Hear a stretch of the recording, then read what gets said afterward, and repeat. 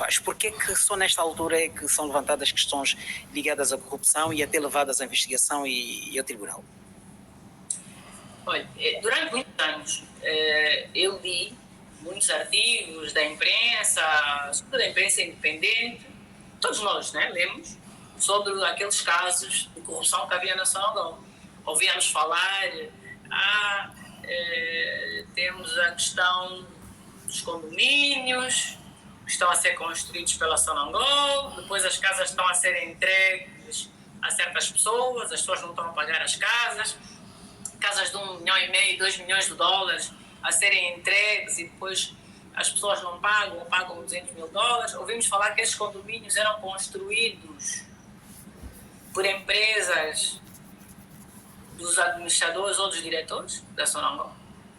Ouvimos falar que os barcos que andavam a servir as plataformas, etc., pertenciam aos diretores e administradores da Sonangol.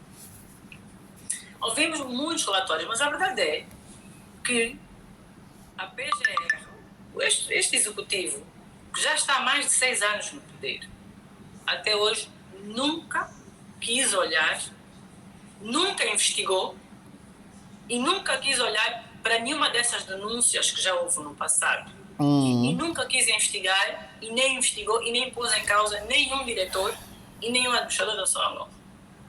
Nenhum, é verdade. E nós ouvimos 10 anos disto, desde 2006, 2007, 2008, o Macangolo, o Rafael Marques. Aliás, eu até acho estranho que o Rafael Marques até hoje não venha outra vez com aqueles casos que ele tinha, não é? Porque ele no passado escrevia tanto sobre essa corrupção que havia na Sonangol. Nesse momento já não existe mais nada para escrever. O Batista Assum, que eu saiba, não foi investigado. E foi administrador da Sonangol. Mas vamos olhar no Google, basta as pessoas hoje chegam lá no Google, escreve Batista Assum, Deixa-me que eu...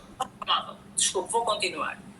Veloso, o senhor Veloso, falava-se um senhor Veloso, que era administrador da Sonangol, que geria o HCTA, ele que geria o HCTA, ele tinha uma série de patrimónios ligados à Sonangol. Também nunca foi investigado. Nada. Zero. Como é que a Sonangol não tem dinheiro em 2015? Porque eu chego a Sonangol não tem dinheiro, está em play-falência, não tem dinheiro.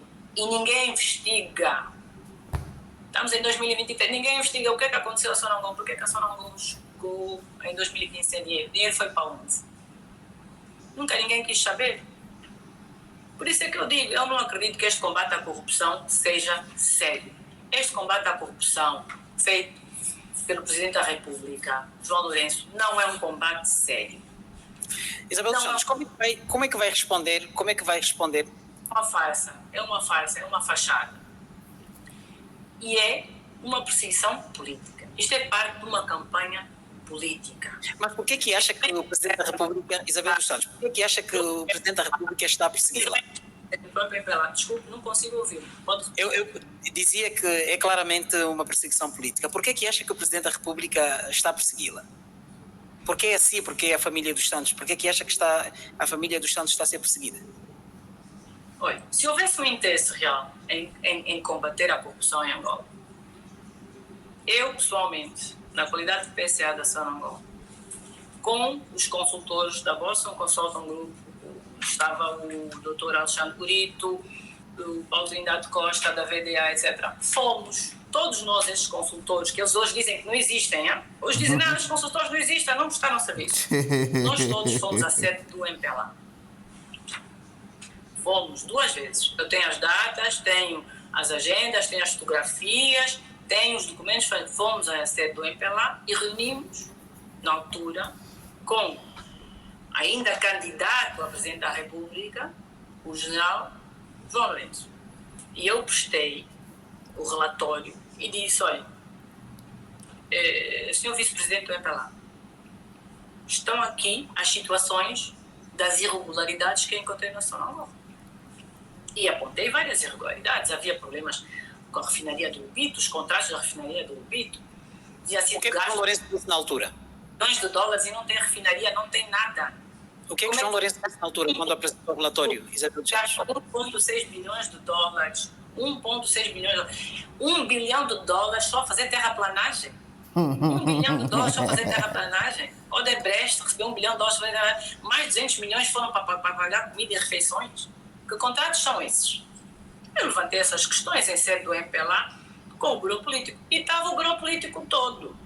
Portanto, os camaradas do grupo político estiveram lá comigo naquele dia. Eu ainda lembro da doutora Luzia, que chorou, que lagrimou de emoção, de tanta coragem que eu tive do meu lado. Foi coragem minha de vir fazer abertura, abrir, está aqui. Estão aqui os problemas, meus senhores, vamos resolver. Não houve uma palha movida. Não houve uma palha movida. Por isso é que este combate à corrupção é uma farsa.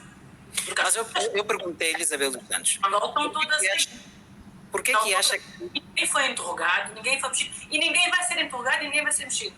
Eu não acredito. E estou aqui a dizer textualmente para Angola ouvir. Eu não acredito que este executivo e que esta PGR, que este Procurador-Geral da República, Peter Grons, tenha a coragem de abrir um processo contra os antigos administradores da Sonangol que estiveram lá até 2015. E que vai investigar todas as denúncias que existem feitas pelo Rafael Marques no Macangola. Vai lá investigar, porque lá tem coisas. Tem coisas. Consegue ouvir-me? E que Consegue ouvir-me, depois Isabel dos Santos? testemunhas que me venham a chamar a mim como testemunha nesses processos. E que os relatórios que eu pessoalmente entreguei ao General João Lourenço, ainda antes de ser Presidente da República, que eles sejam tornados públicos. Eu perguntava-lhe... A Sonangol é uma empresa pública. Temos alguma dificuldade em comunicar, as pessoas parece que não nos consegue ouvir. Ponto. A partir daqui, acho que para mim essa é a parte mais importante mesmo disso. É a parte mais importante, porque o problema da Sonangol, segundo o que nós estamos a ver, o problema da Sonangol não começou ontem. O problema já começou mesmo antes da guerra. Mesmo antes da guerra já existia problema. Antes da guerra terminar, aliás, já existia problema na Sonangol. Há muitos... existiam várias queixas dos contratos que a Sonangol tinha que não eram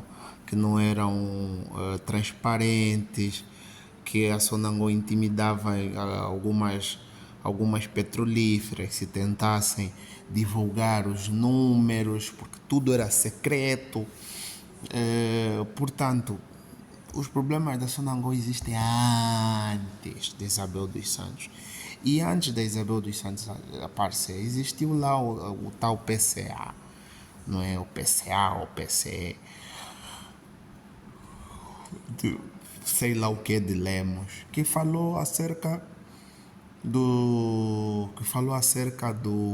como é que se chama isso? Que a empresa estava em pré-falência. Se realmente o objetivo é apurar os factos, não tinha que se começar a fazer a investigação a partir de Isabel dos Santos. A investigação tinha que começar a ser feita do Sebastião de Lemos.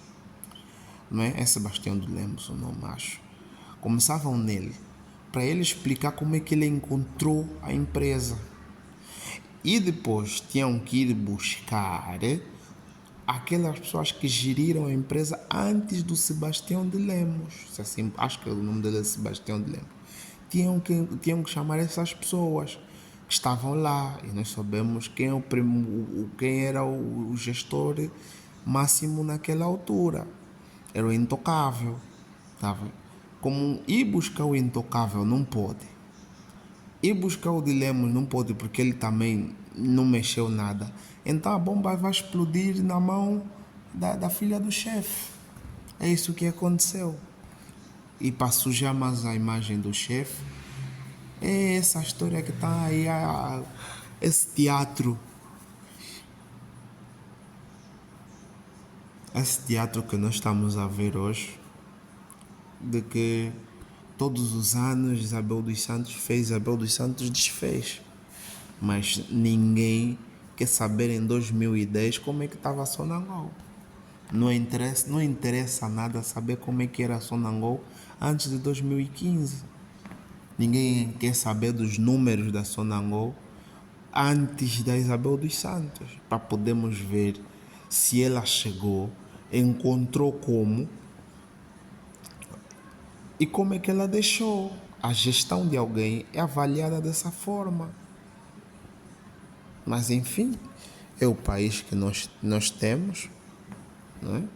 Em que o normal é anormal e o anormal é normal, não é? Começa-se a vestir a partir das meias. Então, epá. Mas foi uma boa entrevista.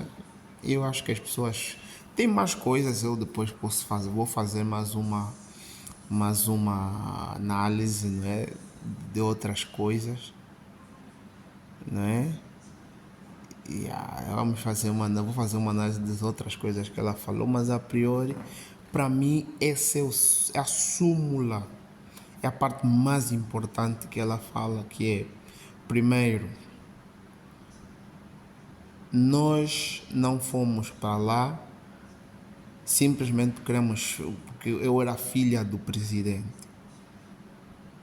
Número 2, os salários tinham necessidade de ser aumentados porque era necessário captar talento de pessoas que já estavam a oferir salários elevados em outras empresas no estrangeiro.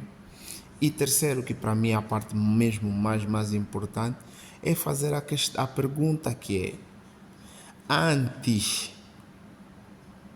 do processo, antes de eu lá estar, existiam outras pessoas. E mesmo no processo, no momento que ela lá estava, também ela não geriu tudo sozinha.